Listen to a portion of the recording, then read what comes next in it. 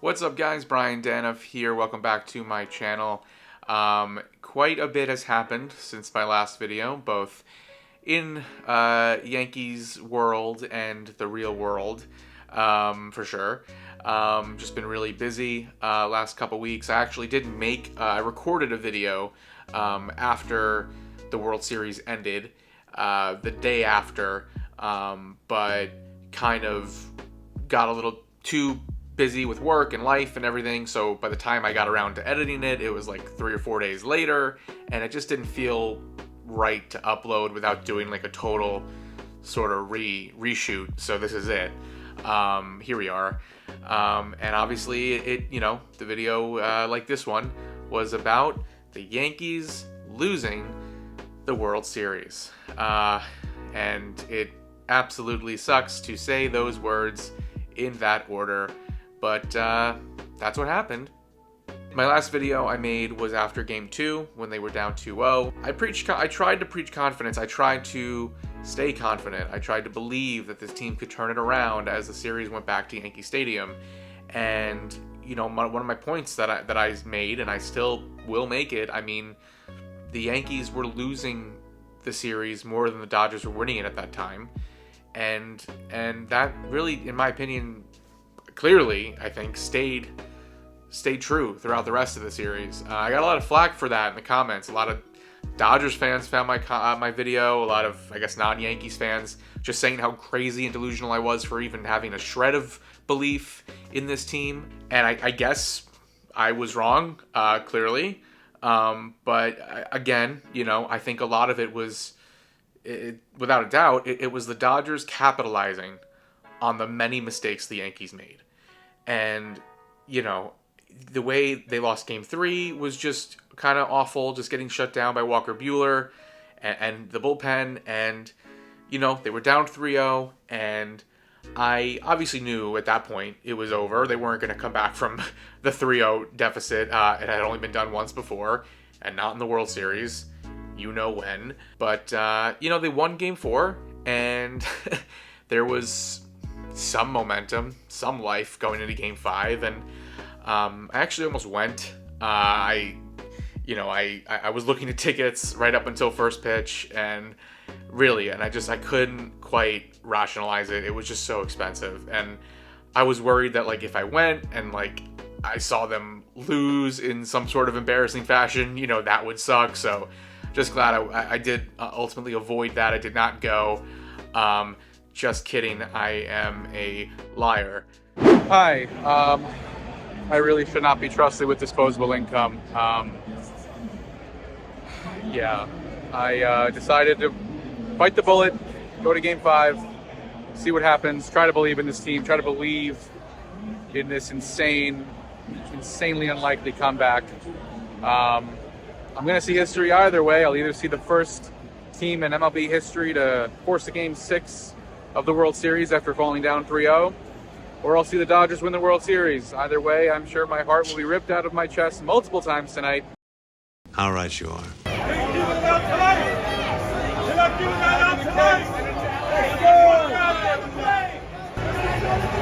that trophy on a plane! Very poor choice of words.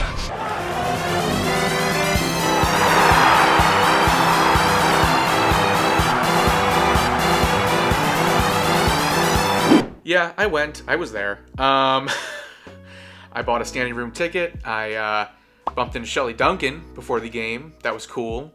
Shout out to Shelley Duncan. Before the game, I also went over to the MLB Fox set, so I saw, Jeter, A-Rod, and Big Papi, doing their thing with Kevin Burkhardt, which was pretty cool. I'd never been that close to them before in my life, really, that I can remember. You all know what happened. Started out 5-0 lead. Judge, Chisholm, Stanton, homering.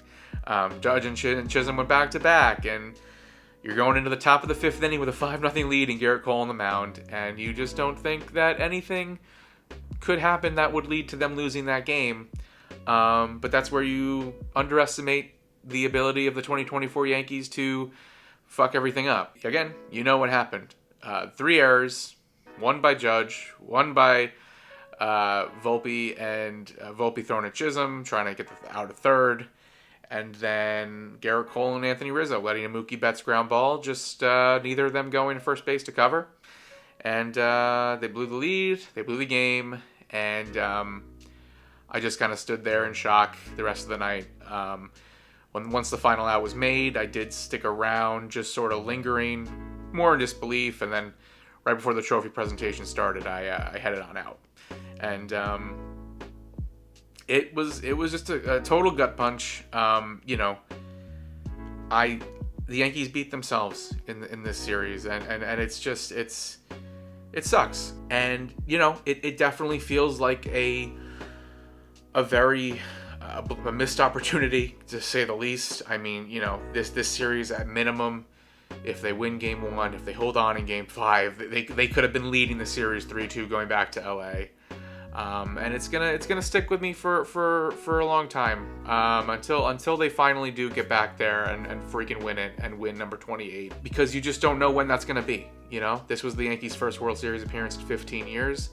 I really hope it's not another 15 plus years before their next one. I don't know what I'll do if that's the case. In the immediate aftermath, there was a lot of talk about Aaron Judge's legacy, and yeah, this is a real big stain on it. This is a real big mark. It's going to be very hard for him to overcome this going into next year. I mean, he hit that home run in Game 5, but dropping that fly ball is unforgivable. And then you combine everything else, the way he played before in the postseason. I mean, just really, really awful stuff. And it's going to be, again, if he goes out and hits 70 home runs next year, it's not going to matter. Everyone will be asking, rightfully so, what are you going to do come playoff time? So that really sucks. Quite a few people were calling for Aaron Boone's job once the World Series ended. I was one of them. I don't think he is a terrible manager. I think it's difficult for a fan these days to judge a manager, because so much of it is the front office dictating things to him and dictating numbers to him and matchups and analytics and all that stuff. Good or bad, that's just how it is. And the players love Aaron Boone, and front office is clearly enamored with him as well, probably because he is just a good company soldier and does what they tell him to do. And so that's why, of course, they brought him back, which is, found that out yesterday, recording this on Saturday. And, it's frustrating, but it's not surprising. I know his track record. I know the record on paper is as great as a manager could have. It's, 7 seasons minus COVID, the 2020 year, basically, of 90 plus wins, minus 2023 too, but postseason appearances, deep playoff runs, but falling short every single time, overseeing teams that every year just crater in the regular season, at least going by the last 3 years in a row. And I don't remember the Yankees having these 10 and 30 stretches every single year when Boone wasn't managing the team, when it was Girardi, when it was Joe Torre. You couple that with the sloppy base running, the sloppy fundamentals, and I know you can't blame Boone for Aaron Judge dropping a pop-up, or Cole and Rizzo kind of with that miscommunication. I get that. And I'm not someone who needs him to be shredding the players publicly to the media. I don't want that, but you do get the sense that that everyone's just very comfortable with on that team. Everyone's very, they're not worried about facing accountability. They're not worried about, making a mistake that might cost them, at bats.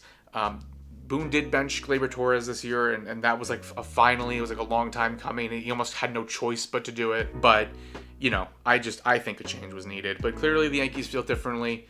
They'll probably give him an extension too after this 2025 upcoming season. And listen, I mean, just win, make the playoffs again, make a deep playoff run, win the World Series, and yeah, I'll be happy. That's fine. But anything short of that, and any more fundamental mishaps and base running problems, and cratering in the middle of the season and just losing, your giant division lead for no reason, I think that's pretty unacceptable, and I don't understand why it is accepted. And I know they made the World Series. I know that'll be the thing. That'll be what they'll say. They won the pennant. They were the best team in the American League. What more can you really want? But I want a World Series championship. That's what I want. And I feel like the Yankees,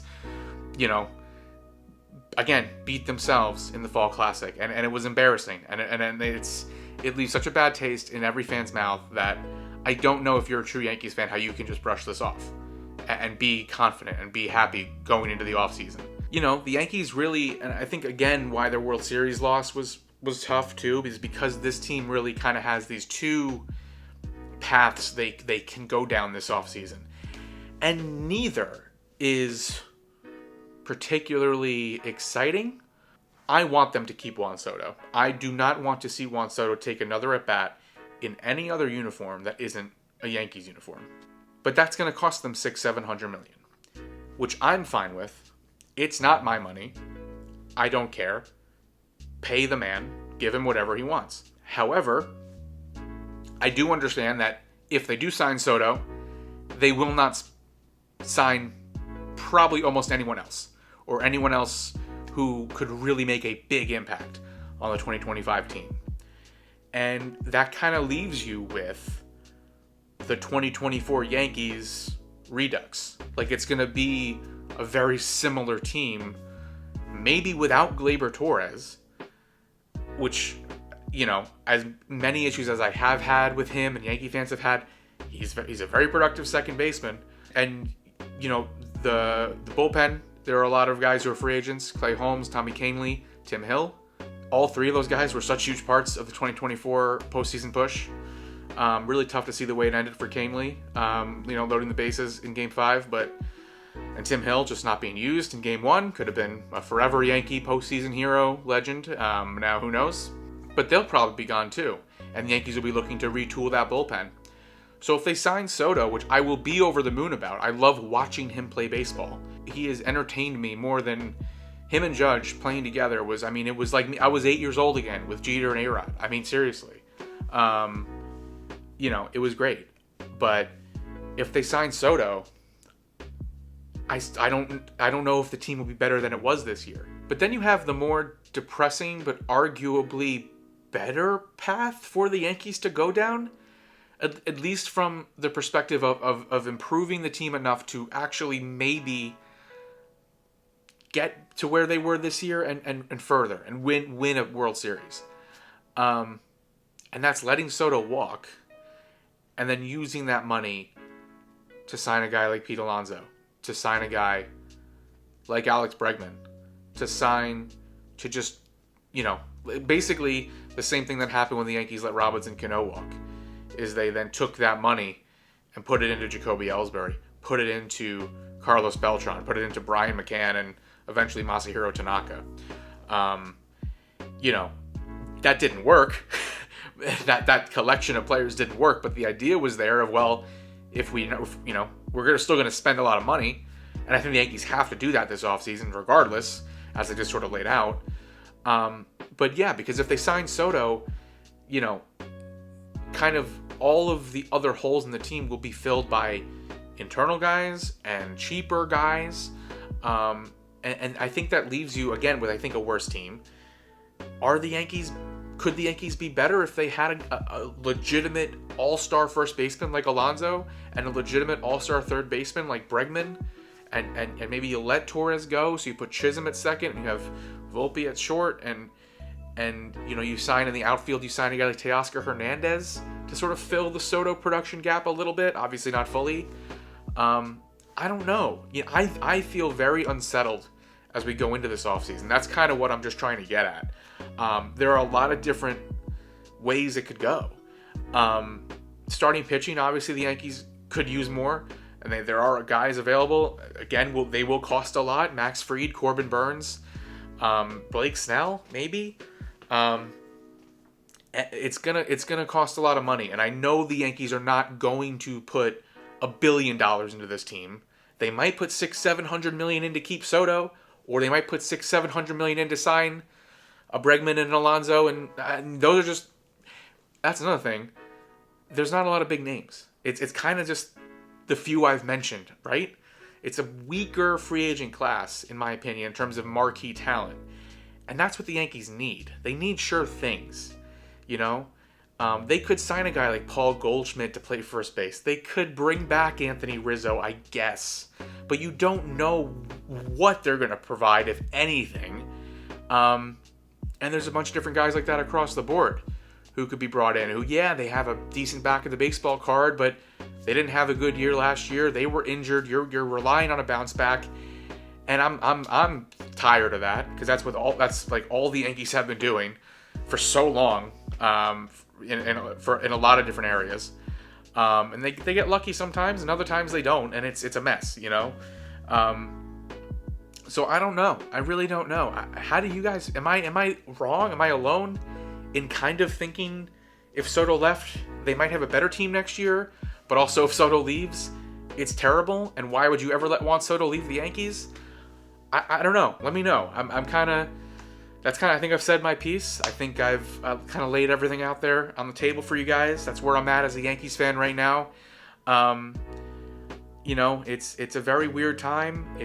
I wish I could feel better. I wish I could be happy that they made the World Series, and now whatever happens going forward is gravy, but that's not how that works. That's not how being a Yankees fan works. I want it. I want a ring. I want number 28, and it's going to be at least another year until we get that, and maybe it'll be a lot longer, and I hope I'm wrong, and I hope the Yankees have a real plan in place that even if they do sign Soto, maybe they'll make some smart trades.